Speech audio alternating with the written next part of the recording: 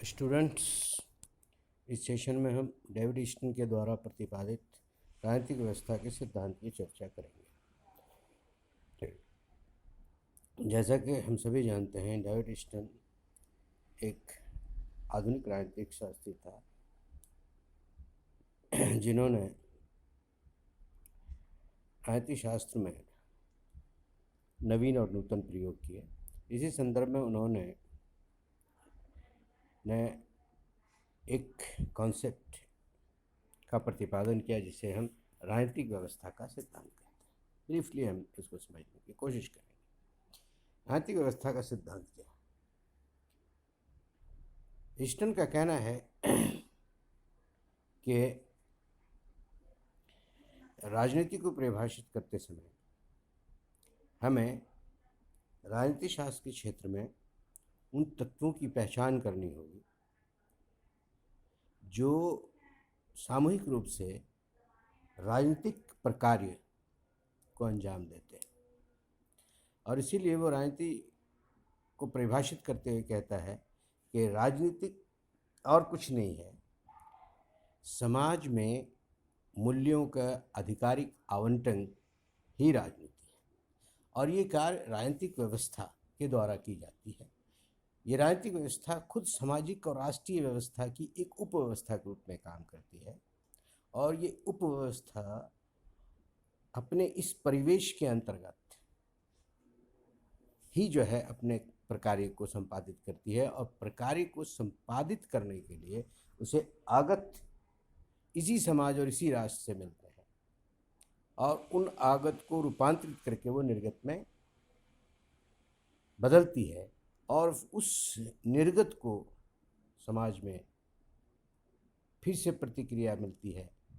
जो लोग उस नीतियों से संतुष्ट होते हैं वो उनका समर्थन करते हैं, और जो उनसे असंतुष्ट होते हैं पुनः वो अपनी मांगे जो है राजनीतिक व्यवस्था में रखते हैं। तो इस प्रकार से राजनीतिक व्यवस्था एक ऐसी मशीन है जो आगत को निर्गत में परिवर्तित या रूपांतरित करती रहती है। यह ऐसा करती क्यों है? क्योंकि हर व्यवस्था का एक मूल उद्देश्य है कि वो अपने आप को बनाए रखना चाहती है, और उस बनाए रखने की प्रक्रिया में वह चीज़ों को जिसके संपर्क में आती है उसको रूपांतरित करती है, और उसके द्वारा वो खुद भी प्रभावित होकर के रूपांतरित होती जाती है। साधारण तरीके से समझें तो राजनीतिक व्यवस्था एक मशीन है जो एक ऐसे परिवेश में काम करती है जिसे हम समाज या राष्ट्र कहते हैं, और ये समाज और राष्ट्र से दो चीज़ें प्राप्त होती हैं जिसको वो आगत कहता है। आगत, निवेश। तो आगत कहता है, और ये आगत के दो रूप हैं। आगत के दो रूप हैं, एक को कहता है मांग और दूसरे को कहता है समर्थन। ये पहला आगत है मांग, निवेश, और दूसरा है समर्थन, निवेश। मांगे कहाँ से उठती हैं? मांगे जो है पूरे राष्ट्र और समाज जिसके द्वारा राजनीतिक व्यवस्था घिरी होती है वहाँ से उठती हैं। समाज और राष्ट्र के प्रत्येक कोने से मांगे जो है वो उठाई जाती हैं। डेविड ईस्टन कहता है कि यह मांगे चार प्रकार की होती हैं, चार प्रकार की हो सकती है। पहला है व्यवहार का नियम। हमेशा ये मांग उठती है कि जो है लोगों को व्यवहार को किस तरह से सीमित किया जाए, मर्यादित किया जाए। चूँकि हम सभी जानते हैं कि राजनीतिक व्यवस्था एक संगठित व्यवस्था के संचालन का प्रयास है, और संगठित व्यवस्था में लोगों को निश्चित नियमों का पालन करना ही पड़ेगा, तभी जो है सामूहिक क्रियाकलापों को एक निश्चित दिशा में, निश्चित उद्देश्य की तरफ मोड़ा जा सकता है। तो लोगों का व्यवहार अमर्यादित न हो, अनियमित न हो, अनियंत्रित न हो, इसके लिए जो है नियमों की, कानूनों की आवश्यकता पड़ती है, और समय समय पर ये मांग उठती रहती है कि विशेष प्रकार के कानून बनाए जाएं जिससे जो है लोगों का व्यवहार नियमित हो। जैसे टेररिस्ट घटनाएं यदि बहुत तेज़ी से बढ़ रही हैं तो टेररिस्टों पर नियंत्रण करने के लिए, आतंकवादियों पर नियंत्रण करने के लिए विशेष कानून की मांग की जाती है, और उसके रिस्पॉन्स में सरकार के द्वारा नीतियाँ बनाई भी जाती हैं। दूसरा और सबसे महत्वपूर्ण जो कार्य है वो मूल्यों या संसाधनों का आवंटन। इसको साधन तरीके से यदि हम समझें तो प्रत्येक वर्ष बजट राज्य के द्वारा, सरकार के द्वारा प्रस्तुत किया जाता है और इस बजट में उस साल कितने संसाधन एकत्रित हुए उनका ब्यौरा होता है और उन संसाधनों को पुनः किन किन क्षेत्रों में जो है वो व्यय किया जाना है, किस किस रूप में से आवंटित किया जाता है, इसका ब्यौरा होता है। ये तो एक मानगी है कि राज्य के द्वारा, सरकार के द्वारा जो उपलब्ध संसाधन है देश के, उसको विभिन्न समाज के, राष्ट्र के विभिन्न समूहों में वितरित किया जाता है। ये सबसे प्रमुख काम है, इसके लिए नीतियाँ बनाई जाती हैं। और ये किया जाने का आधार क्या है कि कौन सा वर्ग कितनी मांगे, कितने आवंटन की मांगे कर रहा है और उसको दिया जाना कितना न्यायोचित है। बहुत सारी चीज़ें हैं इसमें। इसके अलावा है सहभागिता, चाहे वो राजनीतिक सहभागिता हो या प्रशासनिक सहभागिता हो, इस तरह की सहभागिता की मांगें उठती रहती हैं।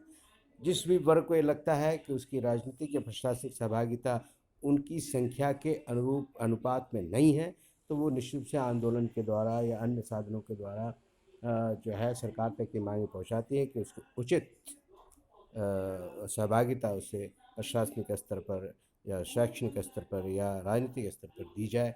जैसा कि आप देखते हैं, अक्सर देखते हैं विभिन्न जाति, विभिन्न धार्मिक समूहों के द्वारा जो है रिजर्वेशन या आरक्षण की मांग उठती रहती है।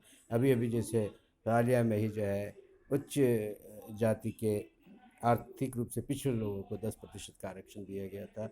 इसी तरह से राजस्थान में मुख्य रूप से जो है वह गुर्जर जाति के द्वारा 5% आरक्षण की मांग उठाई गई थी, जिसे भी राज्य के द्वारा प्रदान किया गया है। अब इसी तरह और भी जगह जैसे हरियाणा में हमारे पड़ोसी राज्य हैं, वहाँ जाटों के द्वारा अक्सर ये मांग उठाई जाती है। तो विभिन्न प्रकार के समूह हैं जो इस मांग को करते रहते हैं। और चौथा है सूचना का अधिकार। सूचना का अधिकार हम जानते हैं कि बिना सूचना के हम कोई भी अपना ओपिनियन निर्माण नहीं कर सकते। हमें कुछ करने के लिए हमें सूचनाओं की आवश्यकता पड़ती है और सूचनाएं जो है वो सरकार के पास होती है। तो सूचनाएं नागरिकों तक निर्बाध रूप से पहुँचे, इसके लिए निरंतर मांगे उठती रहती हैं। तो डेविड स्टन के द्वारा ये जो मांग निवेश है, इसके 4 स्वरूप हो सकते हैं और इन 4 रूपों में मांगे आती हैं व्यवस्था में। व्यवस्था के अपने बहुत सारे जो है बहुत सारे मैकेनिज्म होते हैं जिससे इन जो नॉन सीरियस मांगे हैं, जो अधिक गंभीर नहीं हैं, उन मांगों को वैसे ही डाइल्यूट कर देती है और जो गंभीर मांगे हैं उन पर जो है सरकार को विचार करना पड़ता है। वो व्यवस्था के भीतर जाती है। व्यवस्था के भीतर जब जाती हैं तो इन मांगों पर विचार करने के लिए यह देखा जाता है कि किन मांगों के मानने से किस प्रकार का समर्थन प्राप्त होगा। चूँकि राजनीतिक व्यवस्था का मूल उद्देश्य है कि वह अपने आप को बचाए रख सके, अपने आप को मेंटेन कर सके, अपने आप को प्रिजर्व कर सके। Preservation of the system is the main goal of the political system. The political system, while accepting or rejecting one particular set of demands, they look that how much support it is going to derive having accepted a certain set of demands. तो समर्थन की point है। जब किसी demands को, किसी भी मांग को जो है व्यवस्था में प्रवेश दिया जाता है और व्यवस्था में प्रवेश देने के पश्चात यदि उसे मांगे जाने के लिए मांगों को माने जाने के लिए जब दबाव पड़ता है तो उससे इसका कोरिलेशन बिठाने की कोशिश करती है। और ये समर्थन भी जो है इनके अनुसार 4 प्रकार की हो सकती हैं।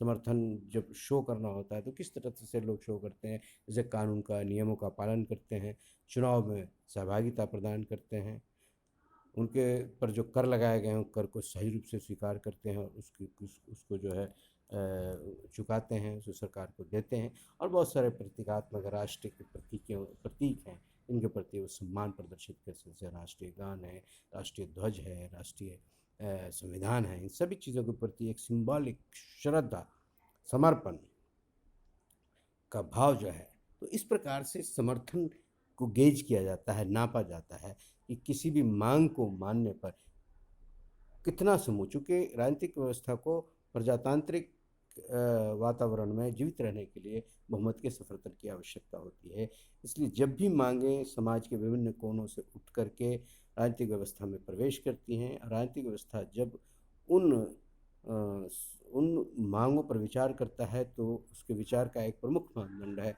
कि यह मांग माने जाने पर राजनीतिक व्यवस्था के अस्तित्व पर क्या असर पड़ेगा, क्या राजनीतिक व्यवस्था उससे अधिक मजबूत होगी, उसका जीवन अधिक लंबा होगा, या जो है उस पर प्रतिकूल प्रभाव पड़ेगा। जब इन चीज़ों पर, इन मांगों पर विचार हो जाता है, जिसको हम रूपांतर प्रक्रिया कहते हैं, इन मांगों के संसाधनों के साथ मिलान करने के बाद जो है यह निर्गत के रूप में बाहर आता है। निर्गत क्या है? निर्गत दरअसल इन्हीं मांगों के आधार पर बनाई गई नीतियाँ हैं। नीतियाँ हैं, ये भी 4 प्रकार की हो सकती हैं नीतियों की: व्यवहार संबंधी नीतियाँ, व्यवहार के नियमन संबंधी नीतियाँ, मूल्य आवंटन संबंधी नीतियाँ, सहभागिता सुनिश्चित करने हेतु नीतियाँ, और अधिकार, सूचना के अधिकार प्रदान करने संबंधी नीतियाँ या कानून। जब ये नीतियाँ निर्गत के रूप में समाज में डाली जाती हैं, समाज के सामने रखी जाती है, तो समाज में एक स्वस्फूर्त प्रतिक्रिया होती है।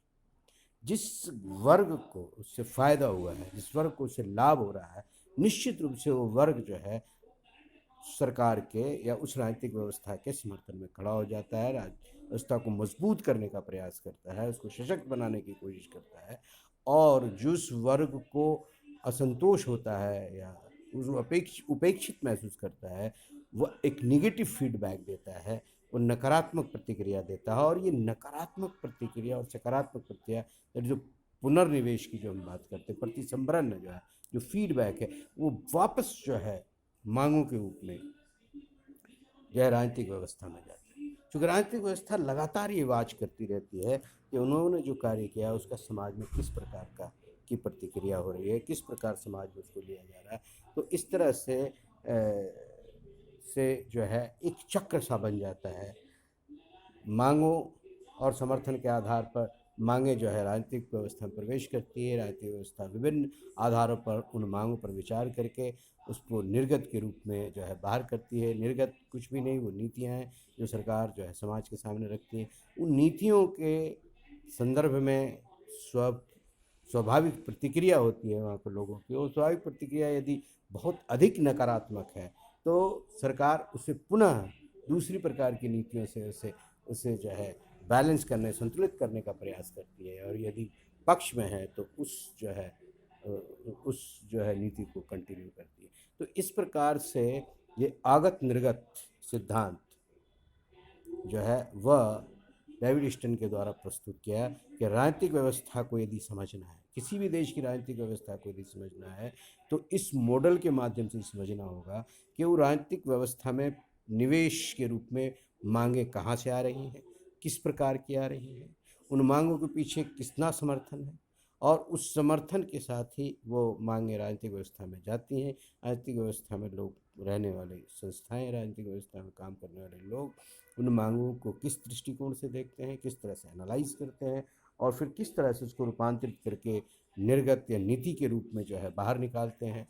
यदि नीतियों को समझना है, नीतियों की चरित्र को समझना है कि कौन सी नीति किसके द्वारा और क्यों बनाई गई, तो हमें इस मॉडल को अपनाना होगा। और ये मॉडल जो है, ये प्रतिमान जो है अत्यंत प्रभावी है यदि हम राजनीतिक क्रियाकलापों को समझना चाहते हैं। ये वो मॉडल है जो परंपरागत राजनीति शास्त्र के विरुद्ध आई थी। परंपरागत राजनीति शास्त्र जो केवल संस्थाओं का अध्ययन कर रही थी, क्यों हो रहा है, कैसे हो रहा है, कहाँ से उनको ये चीज़ें प्राप्त हो रही हैं, इस पर कोई चर्चा नहीं हो रही थी। तो ये इस प्रकार से यह आधुनिक राजनीति विज्ञान के द्वारा विकसित किया गया एक मॉडल है जो बहुत ही प्रभावशाली मॉडल है। आज इतना ही जो है, बाकी कल